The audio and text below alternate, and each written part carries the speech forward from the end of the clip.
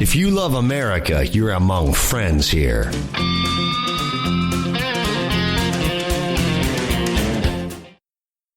You're tuned in to Rebooting Liberty.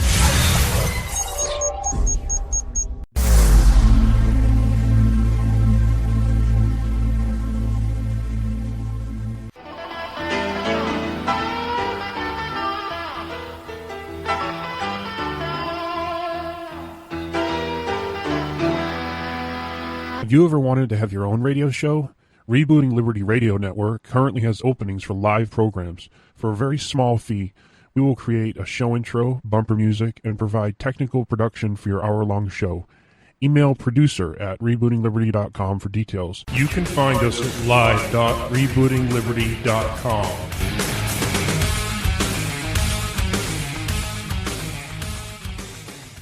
I want the truth! You can't handle the truth! True. And now, live from the Star Worldwide Studios Tower, overlooking the 5th largest city in America and heard worldwide, it's the Josh Bernstein Show.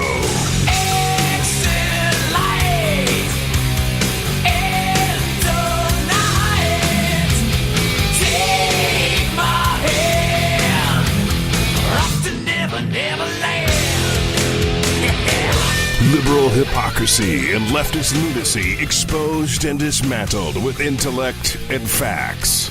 And now, here's your unapologetic host, Josh Bernstein. Good evening, Patriots. How's everybody doing? Wow, we had quite a week last week. So obviously I want to go through the Paris attacks, which are very unfortunate. But first and foremost, I do want to say that my thoughts and prayers do go out to all of the victims, their families, and everybody that was affected by this horrific terrorist attack that just occurred last week. No need to really rehash everything. People have been watching the news. 158 people, unfortunately, have passed from this attack. We had simultaneous attacks from restaurants to bars to theaters to rock concerts. I mean, they just went and did everything simultaneously, which obviously paralyzed France, paralyzed Paris, including the soccer game. And it just goes to show you that they are relentless in what they want to do. They want to create a Western European caliphate. That is their goal. And they're going to stop at nothing unless Europe straightens up, changes their ways, adopts new policies, and for God's sakes, does not continue to let these folks into their countries. Okay? Now, what I want to do is I want to talk about this a little bit more in detail. We obviously know that ISIS has claimed responsibility for the attacks. But my question is ISIS solely responsible? Now, the reason I say that is because you have to look at the European leaders, the French leaders. What have they done to allow a situation like this to unfold in their country? Have they provided the atmosphere for these attacks to take place? Are there terrorists among these so-called Syrian refugees? Go ahead and roll the first clip. Well, the seemingly unending influx of migrants has revigorated fears that Islamic State fighters could be hiding among the crowds storming Europe's borders. Some reports suggest that thousands of extremists have already been smuggled in. As for European officials, their take on the problem varies. It would be foolish to say there are no jihadists among the migrants. I think EU intelligence services could confirm that some fighters did manage to get to Europe. At this point, we do not have any concrete evidence pointing to terrorists being among the refugees from the Middle East and Africa. However, one cannot completely rule out that terrorists could take advantage of existing illegal structures. Germany's Federal Intelligence Service Chief Gerhard Schindler also said that terrorists would rather travel by plane on forged documents than use overcrowded migrant routes. But a former German Deputy Defense Minister we spoke to doesn't quite buy that. Terrorists usually don't move by Lufthansa timetable And we see since weeks and since months that parts of our borders are completely open. They don't know who is entering the country. They don't have passports. And I think as long as we have this terrorist threat in the Middle East, they make use of this unbelievable situation at German and Austrian and Hungarian borders. People on the streets, they are aware of this threat coming from the Middle East, and they think that the remarks being made by the head of our intelligence service are at least strange. The German government is not able to fulfill its duties since months when it comes to this migration wave, and therefore why should Schindler be realistic? Okay. Now, as you can see from this clip, there is clear evidence, including European leaders, that clearly say that there's no doubt in their minds that ISIS has smuggled terrorists among the so-called Syrian refugees. Okay? You had the German defense minister talking about it. You had the other gentleman talking about it. One person said that it's more than likely. Another person said that it would be naive to say that they're not included among them.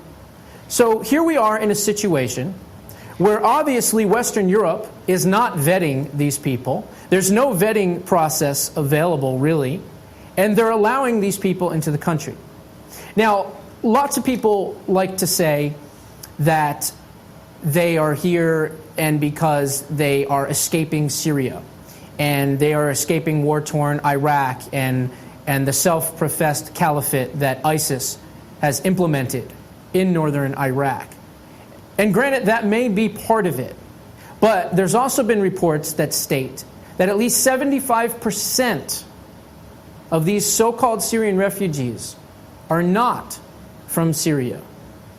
Moreover, if you look at the true videos and not the videos that Western European leaders and American leaders want to, quote, fool you and pull the wool over your eyes, you will see clearly that these are able-bodied men between the age of 14 and 40.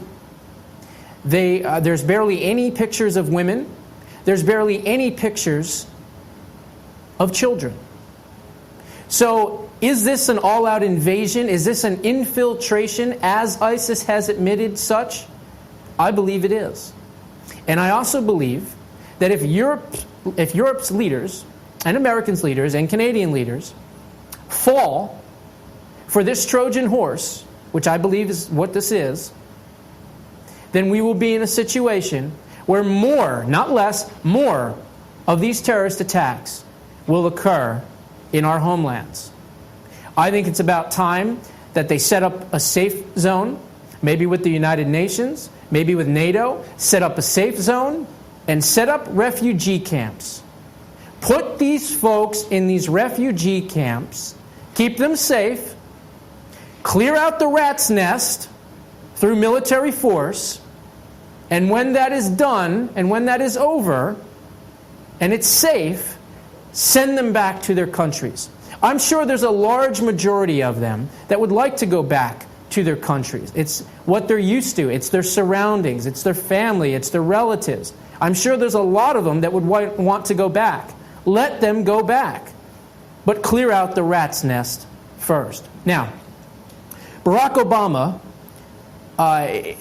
is just blind. He's either blind or stupid or a little bit of both. Okay?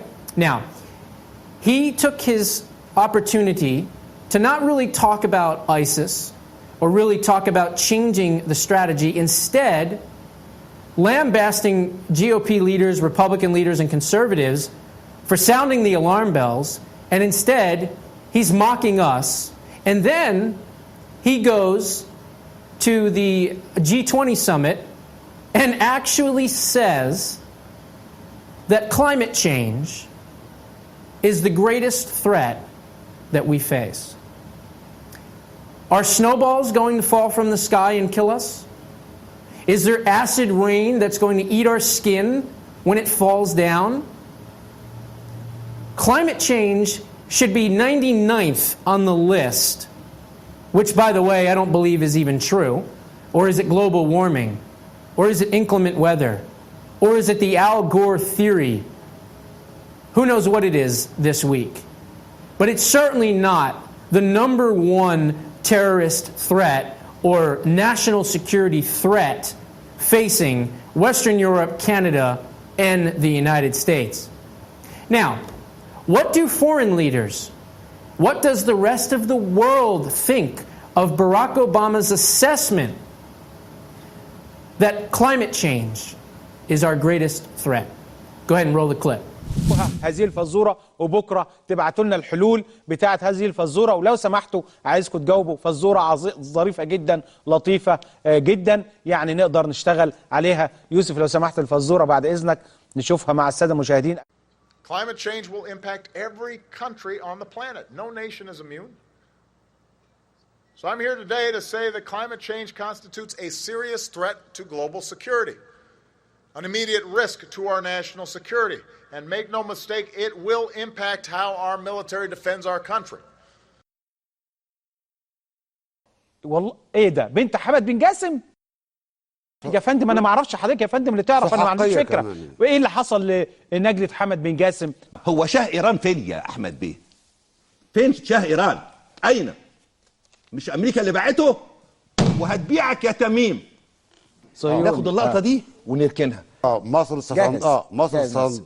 ستنتصر بإذن الله، ولن تكون لقمة سائغة وقطر بنت الوسخ. طب خلاص مش ممكن. لا ملوش حل. لا انا اسف برضو تاني، انا طول النهارده جاي عشان اقول اسف المشاهدين على نبيل شرف الدين. مش ممكن، فظيع. خلاص انا قلت خلاص عشان عايز اختم. عايز اقول التحرير وفي كل حته تلاقيه واقف متصور معاهم كلهم، وراح ليبيا وتصور في ليبيا. ده يهودي. ايه اللي جايبه في الموضوع؟ مش بس يهودي، ناخد بس يهودي. ايوه صهيوني. ناخد اللقطه دي ونركنها. نبص بقى لامير داعش اللي هو امام المسلمين الجدد او المتمسلمين او اللي جايبين ملايه كاتبين عليها احنا مسلمين ولافين نفسهم بيها. قتل. هو شاه ايران فين يا احمد بيه؟ فين شاه ايران؟ اين؟ مش امريكا اللي باعته؟ وهتبيعك يا تميم. وكل بيت خليفه هيتباعوا، وهتجيب لسه دور من وهتجيب من هو ادنى عشان يدير قطر، عشان يبقى مش نعل، يبقى شبشب بلاستيك بتاع حمام في رجل امريكا. Okay. First of all, thank you Egyptian media. Thank you. Thank you for ridiculing, lambasting, and making Barack Obama look foolish, because he is foolish. Thank you. You saw what they said in that clip. Is this guy insane? There's terrorists, there's ISIS, there's terrorists everywhere, and this guy's worrying about a couple of snowflakes or a couple of rainstorms. And then they're laughing at him, they're making fun of his wife, they're making fun of his muscles, saying that their 8-year-old has bigger muscles. Thank you for doing that, because hopefully enough people are going to see that video and realize this is what the rest of the world thinks of the so-called leader of the free world. I think it's an important video, and I'm glad I'm able to share it on the show. Not too many people would have had the gall to put that video out there, but of course I always will. Because I want America to see what the rest of the world thinks of Barack Obama. And the only thing that's going to change this is in 2016, we elect a new leader that's going to protect us and stop this threat, this national security threat and risk. And it certainly ain't Hillary Clinton or Bernie Sanders. Okay? All right, now, let's switch gears here and let's talk a little bit about why this is so important to send these people back from where they came from. Okay? Now, I'm going to roll this next clip. And I normally don't put a warning before I roll a clip. But in this case, I will say that this clip is so powerful, so true, and so real that it may disturb many viewers. Go ahead and roll this clip. According to research, in order for a culture to maintain itself for more than 25 years, there must be a fertility rate of 2.11 children per family. With anything less, the culture will decline. Historically, no culture has ever reversed a 1.9 fertility rate. A rate of 1.3, impossible to reverse, because it would take 80 to 100 years to correct itself, and there is no economic model that can sustain a culture during that time. In other words, if two sets of parents each have one child, there are half as many children as parents. If those children have one child, then there are 1/4 as many grandchildren as grandparents. If only 1 million babies are born in 2006, it's hard to have 2 million adults enter the workforce in 2026. As the population shrinks, so does the culture. As of 2007, the fertility rate in France was 1.8, England 1.6, Greece 1.3, Germany 1.3, Italy 1.2, Spain 1.1. Across the entire European Union of 31 countries, the fertility is a mere 1.38. Historical research tells us these numbers are impossible to reverse. In a matter of years, Europe as we know it will cease to exist. Now, as you can see from this clip, what Western Europe has done to themselves and what Canada is planning on doing to themselves, and God forbid the United States of America one day is planning on doing to itself, is country suicide. We already see from this video that what has transpired in Western Europe is more than likely, according to these experts, irreversible. Irreversible. As Muammar Gaddafi pointed out in that clip, we don't need to do anything with suicide bombers. We don't need to do anything with bombs. We don't need to do anything with guns. We don't need to do anything with force. Because in time, we will outbreed Western Europeans. That is what is happening. And that is why it is so vital that Western Europe, Canada, and the United States gets brand new leadership, changes the way that they look at their immigration policies, and adopt some form of a Second Amendment in Europe. Europe has some of the strictest, most strictest gun control laws, because the 31 countries under the European Union have to abide by the European Union's strict gun control laws. Now, a little later on in the program, we're going to be joined by Gun Owners of America Executive Director Larry Pratt, and we're going to go into a little bit more detail on that, including what could have transpired if Western Europe had the ability to defend themselves. But before this segment is over, I want to play you another segment. And I think that this segment in particular is extremely important, because what it does is it gives you a blueprint for what the left and the communists and the socialists and the progressives and the collectivists have done to this nation over time, okay? America is the frog in the boiling pot of water. But the frog wasn't thrown in while the water was hot. The frog was sitting in there, and then the heat was slowly turned up until the frog didn't realize it was burning to death. Death by 1,000 cuts. This is what the left is all about. Go ahead and roll this clip. Most of the activity of that department was to compile huge volume of information on individuals who were instrumental in creating public opinion. Publishers, editors, journalists, actors, educationalists, professors of political science, members of parliament, representatives of business circles. This was my instruction. Try to get into large circulation, established conservative media. Filthy rich movie makers, intellectuals, so-called academic circles, cynical, egocentric people who can look into your eyes with angelic expression and tell you a lie. These are the most recruitable people, people who lack moral principles, who are either too greedy or too suffer from self-importance. They feel that they matter a lot. These are the people who KGB wanted very much to recruit. Ideological subversion is the process which is legitimate, overt, and open. You can see it with your own eyes. All you have to do, all American mass media has to do, is to unplug their bananas from their ears, open up their eyes, and they can see it.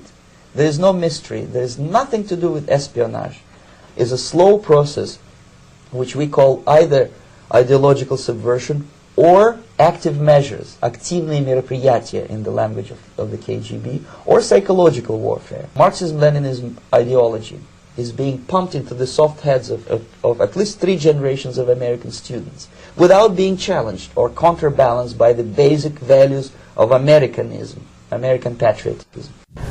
Now, as you can see from this clip was taken in the 1980s, all right? This is a former Russian KGB agent who defected Russia in the 1980s to get away from communism. His name is Yuri Bezmanov, okay? And in that clip, he explains exactly what ideological subversion is all about. This is what is happening in America. This is what is happening around the world. And people need to see these types of videos. They need to wake up, and they need to understand that it's going to take generations, folks, to undo all of the damage that has been done. Now, I'm going to take a quick break, and when I come back, we're going to go into why I believe it is time to file treason charges against the President of the United States, Barack Hussein Obama. I'll be right back. You're tuning into the Josh Bernstein Show, where Josh covers the news the way the liberal media would not dare. It's 3 a.m. and your children are safe and asleep. But there's a phone in the White House and it's ringing. Something's happening in the world. Your vote will decide who answers that call. Whether it's someone who already knows the world's leaders, knows the military, someone tested and ready to lead in a dangerous world. It's 3 a.m. and your children are safe and asleep. Who do you want answering the phone? I'm Hillary Clinton, and I approve this message.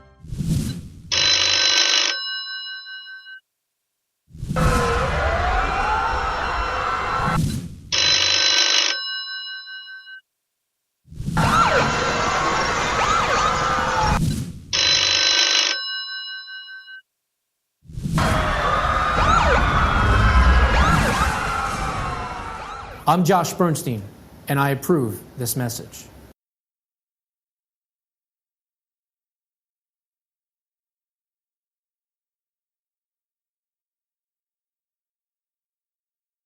Every once in a while, someone needs a hand.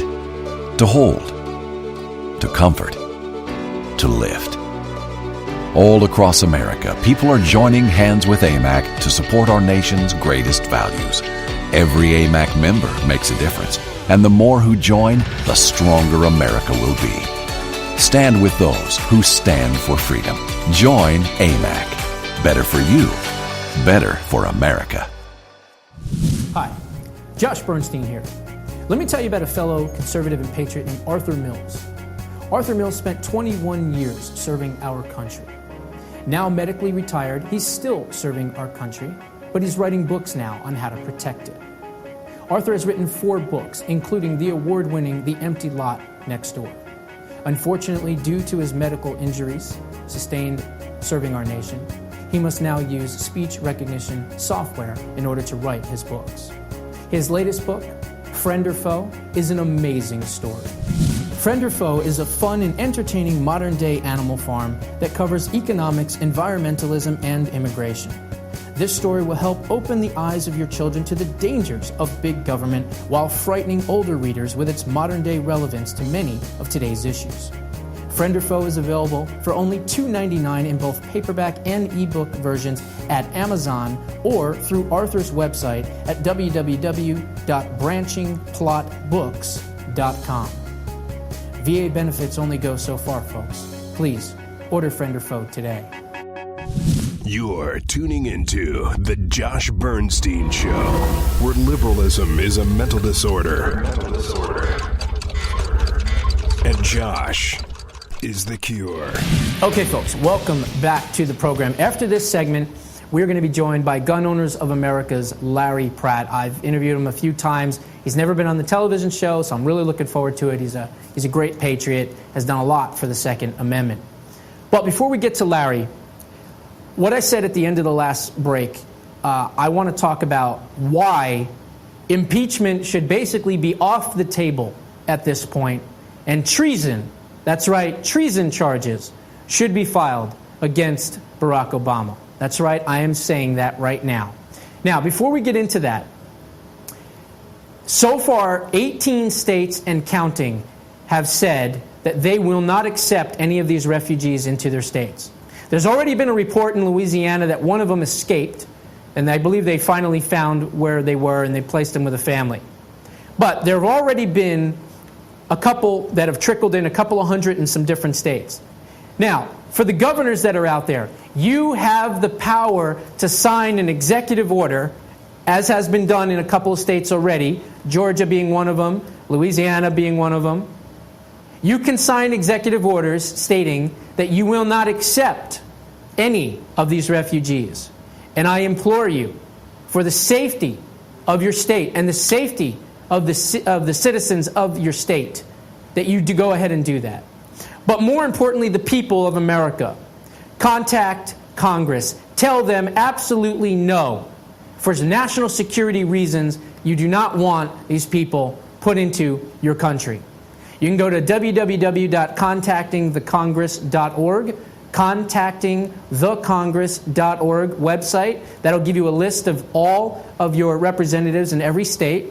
Or you can call the U.S. switchboard at 202-224-3121, 202-224-3121. Now, Barack Obama has committed atrocities. He has committed offenses to the Constitution. He has committed offenses to the American people, okay? Including war crimes and everything else. Now, what I'm going to do is I'm going to go through about 10 different things that would qualify this president for not just impeachment, but actual treason charges, okay? Number one, allowing known terrorists into our country. ISIS being the main group that we're talking about. Let's not forget that we know that the FBI has already said that there's at least 500, if not more, ISIS terrorists right now in the United States. That would be treason charge number one. Number two, giving nuclear weapons to the largest state sponsor of terrorism the world knows. I'm referring to the Iranian deal. Okay?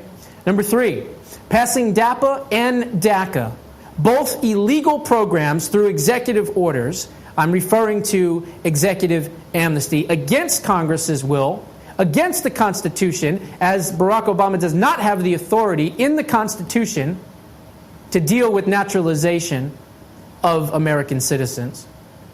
Number four, entering into trade agreements that forfeit the United States sovereignty and supersede the U.S. Constitution. I'm referring to the Trans Pacific Partnership, the Trade-in Services Agreement, and the other trade agreements that Barack Obama is trying to pass, or has passed, and now is trying to get ratified in Congress. Signing the UN Arms Treaty, which again is in clear violation of the Constitution and will supersede America's gun laws. 6, internationalizing our police forces by using the United Nations as the be-all, end-all to our police forces. What am I referring to? I'm referring to something that Loretta Lynch, the Attorney General of the United States, has brought forward to the United Nations, which is known as the Safe Cities Network or Safe Cities Initiative, in which police departments will have to adapt to the United Nations governing authority for policing. Okay? Again, clear violation of the U.S. Constitution. Number 7, illegally releasing enemy combatants without congressional approval or even notice from Guantanamo Bay. Number 8, releasing 5 Taliban members for one traitor, Bowe Bergdahl, because he did convert to Islam. Releasing 5 Taliban commanders for one deserter. That is also a treasonous crime, especially now as he's been charged. 9, creating the terrorist group ISIS. A lot of people don't know this, but the CIA trained parts of the Free Syrian Army and or the Syrian rebel groups in Amman, Jordan. And when they didn't take out Assad, instead took up arms as we armed them and trained them, they then became ISIS. So again, my enemy of my enemy is my friend foreign policy is not only dangerous, but it is treasonous as well. 10. Curbing millions of Americans' First Amendment rights to freedom of speech by targeting conservatives and conservative think tanks and conservative groups through the Internal Rectal Service, the IRS. And let's not to mention the National Security Agency wiretapping people without warrants, listening into their phone calls and reading their emails. That's just 10 right there. There are many, many more. Now, I'm going to read you some statutes, and you can clearly see that the 10 things that I took and chose fall into these categories. So what is treason? Well, treason, according to the United States Constitution, Article 3, Section 3, states, treason against the United States shall consist of levying war against its citizens or aiding and abetting the enemy. Treason, the crime of betraying one's country, especially by attempting to kill the sovereignty and overthrow the government. Cornell University Law School's definition. U.S. Code 18, subset 2381 states, whoever owing allegiance to the United States levies war against them or adheres to their enemies, giving them aid and comfort within the United States or elsewhere, is guilty of treason, which if convicted shall suffer imprisonment no less than 5 years, fines no less than $10,000, and possibly could even be put to death. One could argue that people in American history have already been convicted of treason and have committed far less serious crimes as Barack Obama has. I'll give you an instance. Robert Henry Best, okay, one of the first radical leftists in the media. He was a Columbia University graduate in 1922. He wrote for New York Times. He wrote for the Chicago Daily News, Newsweek. He was convicted of treason for writing articles in support of Nazi Germany. He was writing articles in support of our enemies at the time. Well, hell, 90% of the media writes articles that support our enemies. Why don't we round up the media and throw them in jail for treason? Also, Tokyo Rose. She was also convicted of treason for doing far less than what Barack Obama has done. Moreover, USCS 2204 Title 50, War and National Defense, Chapter 39, under the Spoils of War Agreement, states that you are an enemy of the United States if you engage in hostilities, whether lawfully authorized or not, including aiding and abetting the enemy.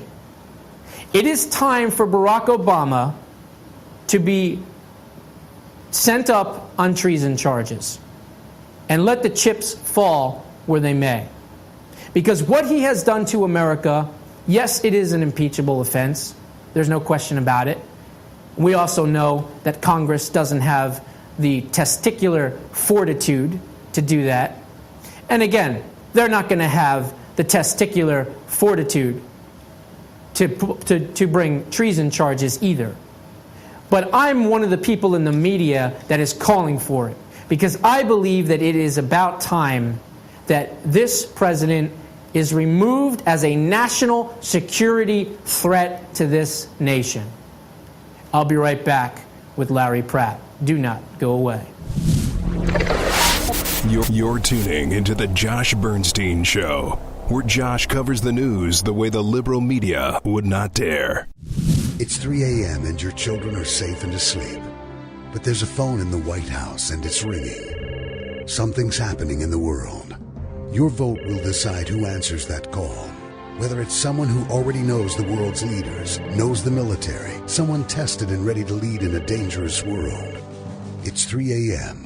and your children are safe and asleep. Who do you want answering the phone? I'm Hillary Clinton, and I approve this message.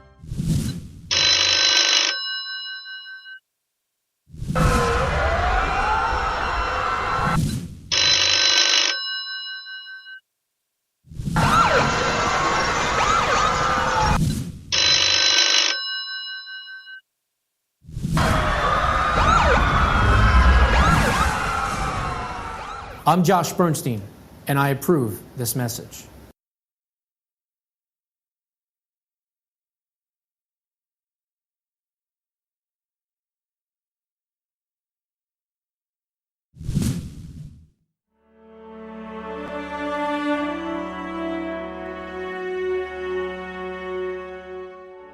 Josh Bernstein here. You all know me as the hard-hitting and unapologetic conservative talk show host of the top-ranked Josh Bernstein Show. But did you also know that I have a softer side as well? I am proud and honored to be an official spokesman for a really great group known as the Association of Mature American Citizens, or AMAC for short. AMAC is a group focused squarely on meeting the needs and protecting the interests of America's seniors. We offer a conservative alternative on how to best solve the problems seniors face today. From saving Social Security to gaining more access and control over your health care, to answering your health-related questions and providing you with the products, services, and solutions that you seek. So if you are a senior 50 years of age or older and do not want more government-run and controlled healthcare solutions, there is another option.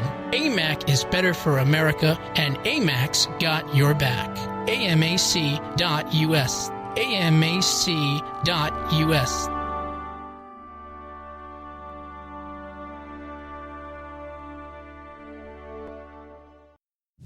Hi, Josh Bernstein here. Let me tell you about a fellow conservative and patriot named Arthur Mills. Arthur Mills spent 21 years serving our country. Now medically retired, he's still serving our country, but he's writing books now on how to protect it. Arthur has written 4 books, including the award-winning The Empty Lot Next Door. Unfortunately, due to his medical injuries sustained serving our nation, he must now use speech recognition software in order to write his books. His latest book, Friend or Foe, is an amazing story. Friend or Foe is a fun and entertaining modern-day animal farm that covers economics, environmentalism, and immigration. This story will help open the eyes of your children to the dangers of big government while frightening older readers with its modern-day relevance to many of today's issues. Friend or Foe is available for only $2.99 in both paperback and ebook versions at Amazon or through Arthur's website at www.branchingplotbooks.com. VA benefits only go so far, folks. Please, order Friend or Foe today. You're tuning into The Josh Bernstein Show, where liberalism is a mental disorder. And Josh is the cure. Welcome back to the program. My guest today was going to join us with a live video feed, but unfortunately, I think the NSA was listening in and they decided to ixnay those ideas. So instead, we're going to have nice, clear audio, and we're going to have a picture up of our guest. But my guest today is one of the leading proponents for the Second Amendment. He has been the executive director of Gun Owners of America for well over 30 years. It is my pleasure to welcome back to the program Mr. Larry Pratt. Larry, how you doing? Just fine, and it's great to be back with you. Thank you. Good, good. I'm really glad to have you on. You know, the last time that you were on one of my programs, we actually made national news together.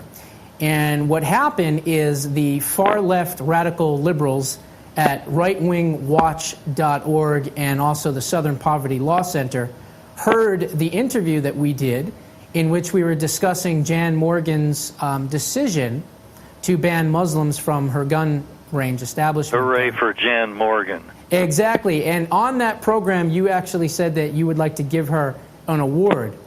Well, long story short, the media, the left-leaning media, took off with it. And again, the radical anti-gun zealots and anti-Americans at rightwingwatch.org and the others ran that story, and they were talking about you on the Josh Bernstein show. So I just wanted to give a kudos out to the fact that we both made national news together last time we got together. So hopefully this time we can make more news, okay? Well, we can certainly keep trying. Okay, so let's talk about what, unfortunately, this horrific thing that just happened in Paris, where we had these multiple shootings and bombings and maimings, and over 158 people were killed. Almost every single European country, okay, 31 countries, are all run and regulated by the European Union. The European Union has extremely strict anti-gun laws.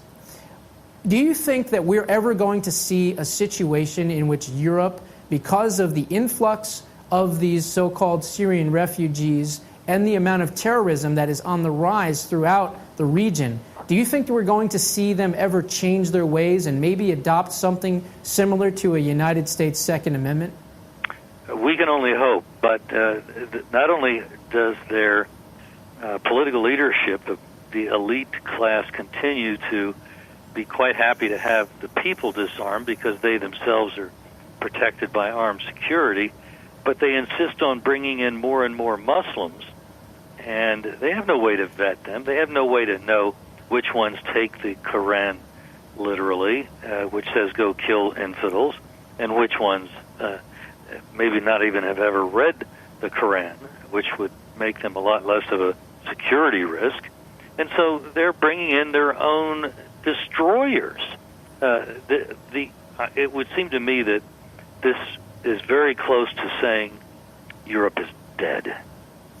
Well, I think that you're right on track there. As I played in the first clip in the show, I show a video in which the replacement birth rate is so low that unfortunately for Western Europe at this point, it is more than likely irreversible, unfortunately. And that's why they had been bringing in Muslims to do the work that Europeans had not been born to do. They aborted them all, exactly, and otherwise chose not to have children. And now they are looking at who's going to take care of me in my old age. Well, they certainly aren't going to be counting on a caliphate to do that. Well, the caliphate would probably cut their old age short by cutting off their head. Exactly, by quite a bit. And it amazes me, you know, look, the United States, we've always had a good, strong Second Amendment. But you would think that Europe, after what happened in World War II, would have taken notice to the fact that it might be important to actually allow your citizens to protect themselves from governments and from tyranny. And it amazes me that that they've never learned that lesson. And look, we can clearly say and point out that if these Parisians had the ability to arm themselves and defend themselves, that yes, maybe these terrorist attacks still would have taken place, but I don't believe 158 people would have perished. It would have been a lot less. What are your thoughts on that? I think part of the problem would seem to be that once a people have become dependent on the government for their food, for their housing, for their transport, for their education, basically for everything, then it doesn't occur to them that they might have to protect themselves that the police are simply not going to be able to respond quickly enough to take care of their every security need. And they have not been able to think outside that box that they've got themselves in. I think we still are, maybe we're on the cusp, but at least I believe that in America there's still a number of people that get it, that understand that the cops simply can't provide personal security. They're not a private security force. We're not like the liberal elite that has the money to hire their own heat. We can't depend on the police as much as the police would like to, and we can't hire our own, most of us. So therefore, since we can't hire our protectors, we have to carry our own. Well, it's amazing to me, again, that Europe doesn't understand the threat of an overreaching tyrannical government, even though, again, they've experienced it firsthand. So for me, I look at this and I say, why haven't you learned your lesson in history? Over 250 million people have perished by their governments. I mean, Idi Amin, Joseph Stalin, Mao Zedong, Adolf Hitler. I mean, the list goes on and on and on. And it amazes me that they haven't seen that destruction, that mayhem. And it seems as though they've said to themselves, well, that would never happen again. But what they don't understand is as they allow more of these people into their country, more of these people then are going to get into government. They're going to become government officials. And the next thing you know, they're going to try to have Sharia law throughout the country. And now, all of a sudden, without their guns, they're not going to be able to protect themselves. I mean, they're saying by 2050, Europe will more than likely be an Islamic region, an Islamic country all by itself. And they've done it to themselves. And I don't want to see Canada and I don't want to see the United States go down that same path. Europe needs to wake up. They need to adopt some type of Second Amendment. Because if they don't, and they don't change their immigration policies, and they're allowing all of these people to come in to the country, they're not going to survive much longer, unfortunately. And the same thing in Canada, and the same thing in the United States of America.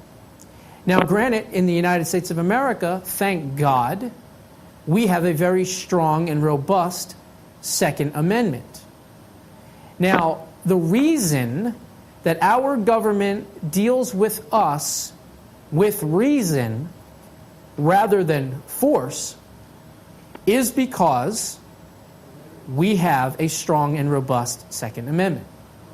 If we didn't have that Second Amendment, there would be no reason for our government to deal with us in any other way other than with force.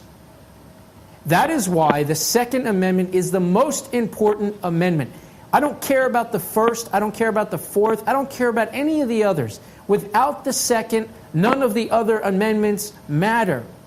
Why can't you liberals in Western Europe, Canada, and the United States understand that if you don't have the ability to protect yourself, you are putting yourself in grave danger?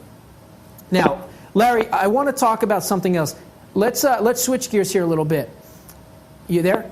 I am with you. The Obama lawyers are now trying to find a loophole, okay, to enact more executive gun control orders.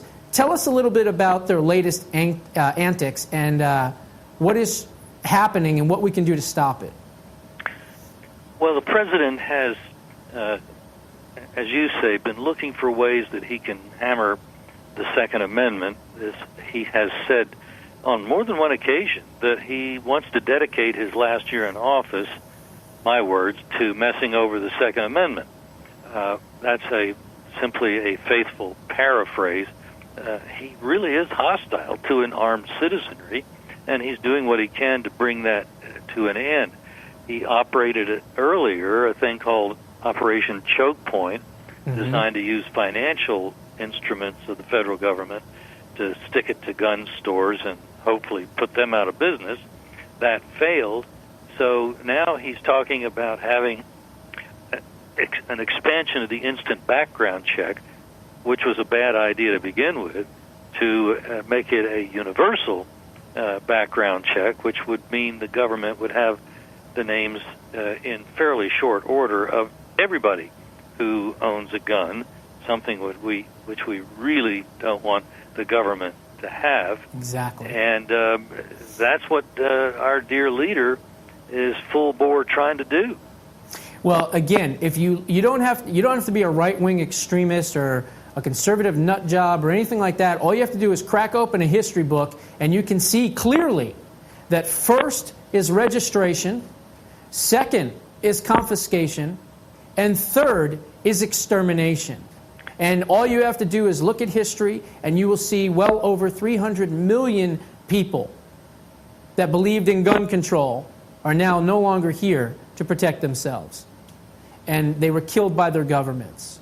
So again, this president, as I've said earlier in the show, I've called for him to be brought up on treason charges because I believe that he has committed numerous acts of treason, from aiding and abetting the enemy to giving the enemy nuclear weapons, to allowing and going over and above the Constitution and Congress through a number of different ways, through executive amnesty, the TPP, what have you. It is about time that we get somebody that's going to actually do what needs to be done. Impeachment should be off the table. I believe at this point we need to file treason charges against the president. I'm certainly not going to have you put yourself on record saying that you agree with me or not. But again, coming from myself, that's what I think. Well, I think the president certainly has committed actions which could be brought up by the Congress and treated in a trial format, which is what impeachment actually is. But the Republicans don't seem to be willing to do that.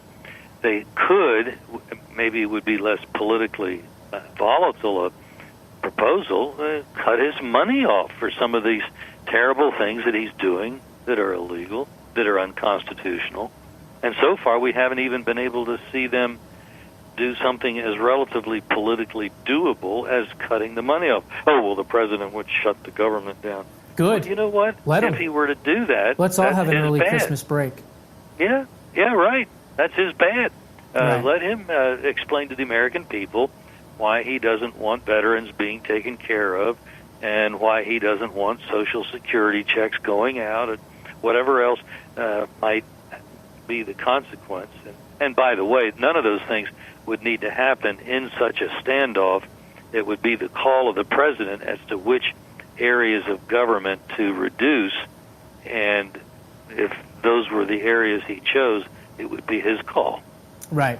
No, I agree with you. And look, the Republicans have capitulated at every single opportunity that they've had a chance to stop the executive branch. They have capitulated on raising the debt ceiling. They have capitulated on stopping executive amnesty. They have given him the trade promotion authority to pass this horrific, by the way, filled with illegal immigration language in the TPP. Giving the Iran deal. I mean, look, when does it end? When is Congress going to say enough is enough? Right. I mean, it's unreal that we have nobody in Washington fighting for us. Even the Freedom Caucus, which again is supposed to be the last resort, the Alamo of Congress. Even they supported Paul Rhinoceros, as I call him, Paul Ryan, for the Speaker of the House, when they clearly could have put someone in that was one of them instead of one of us rather than one of them. And it's just amazing. If they couldn't have put in one of their preferences, they could. I take your point. They could have blocked Ryan. They just chose not to have a showdown. And when you look at some of the Freedom Caucus members, the chap from Florida, whose name now won't come to me, it's not Buchanan. It's another one, but anyway, he was one of the prominent members of the caucus, and it turns out he's got at best like a 50% conservative voting record when you look at one of the conservative Tribune or whatever that ranks the Congress. So we don't have too many champions with a backbone, and we don't hear too many people calling out the president for his embrace of Muslims, even though they clearly are an imminent existential security threat to individual Americans. It's not something that's going to be unique to Paris. Now, admittedly, there are fewer targets like Paris here in the United States, but there are some. They are spelled Chicago and other places like that, which are equally as gun-free as France. And there, Muslims could just do horrendous things without fear of being shot by a bystander. They probably wouldn't do it as successfully in Dallas. They should have learned that when they tried going after Pam Geller's art exhibit with the drawings of the horrible person called Muhammad. They were going to attack and kill the policemen who were guarding the art exhibit, and they got the bad boys first. So, yes, they in America, we are armed. Got that, Muslims? We are armed. We are, absolutely. I mean, I just went and bought another handgun yesterday, to be honest with you. Oh, that's so nice. Concealed carry, and we don't, well, I'm not going to say where I'm at, but let's just say it's a gun-friendly state. But look, before we get going, I want to talk about the presidential race. I know that Gun Owners of America has now come out and endorsed the bona fide, true, authentic conservative Ted Cruz. I would love to see, again, a Ted Cruz presidency, a Donald Trump presidency. I believe that those two in particular, again, I haven't endorsed anybody, but I believe those two in particular for different reasons would be fantastic. And honestly, combining that ticket, I think, would be fantastic for America. What are your thoughts? Well, we did endorse Ted Cruz, and we did it because we had seen early on his willingness to stand up to the establishment, even the establishment within his own party. Exactly. And when you see somebody do that, you realize that he's serious. He's got a backbone, and he's not going to wither and collapse on you at the first sign of battle. I think a lot of people are looking at both Trump and Cruz as guys that are willing to do things that just make the establishment tremble, because they've in the past been able to, Republicans anyway, to talk a game that we like to hear on the right, tickled our ears. But then when they got into office, when they got into power, and we gave them control of the whole Congress, they turned their backs on us. And they sure did. They wouldn't do what they said they were going to do. And I think people rightly have the expectation that Trump and Cruz are much more likely to carry out their pledges if they are entrusted with the presidency of the United States. Well, and I people agree are with really you. hungry for that. I agree with you 100%. Me personally, I would like to see a Trump-Cruz ticket, Trump being at the front, and I'll tell you the reason why. Because Donald Trump has brass you-know-whats. He's going to do whatever it takes to make things happen, to bring the change that we need, to secure our country, to secure our borders. Not saying that Ted wouldn't do that, but I like Ted in the second position for a while, and here's the reason why. Donald doesn't know the inner workings of Washington. Ted does. Donald Trump is not necessarily a conservative. He's an independent businessman with enough conservative leanings to be passable. Ted Cruz, on the other hand, is a conservative. If Donald Trump was to win and, let's say, serve 4 years, because I doubt he'd want to serve more than that, now you've got the situation for Ted where he's got the name recognition, he's got the title, and then he could run and maybe even hopefully win 2 terms. So that's how I would like to see it end up. We will see what happens. But, we've got, about a year left or so to go, and it's going to be a lot of fun and an interesting time. The guest is Larry Pratt. His website is gunowners.org. And Larry, anything else that you want to touch on that's coming up that you want to plug or talk about? Well, let me invite folks to go to gunowners.org and get on our alert list. It's a freebie. And that way, when these things do come up, they'll be notified. We'll send an alert out, and if they're dealing with legislation on Capitol Hill, they'll have an email embedded in the alert so that they can fire it off and, in effect, become a grassroots lobbyist with very, very little time invested. Excellent. Well, Larry, again, thank you so much for being with me on the program. I wish you nothing but the best, and we'll definitely have you back on again sometime, okay? Great to be with you. Thanks so much for having me. God bless. Bye-bye. All right, folks, so that was Gun Owners of America Executive Director Larry Pratt. This is an amazing patriot. This is someone that has been fighting the left, fighting the anti-gun lobby for over 30 years. Please check out gunowners.org. They are the no-nonsense, no capitulation gun group in America. That I can tell you. Again, gunowners.org. This is the Josh Bernstein Show. That's all I got for this week. Until next week, God bless. Thank you for joining the Josh Bernstein Show. Unabashed, unafraid, and unapologetic. Holding America to a higher standard. For more information on the Josh Bernstein Show or to connect with Josh, just go to starworldwidenetworks.com.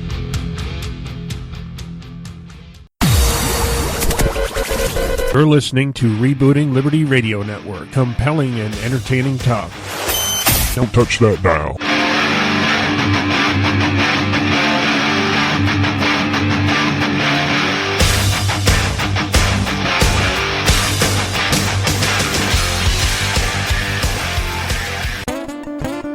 Hey, liberals, why don't you try rooting for your own damn country for a change?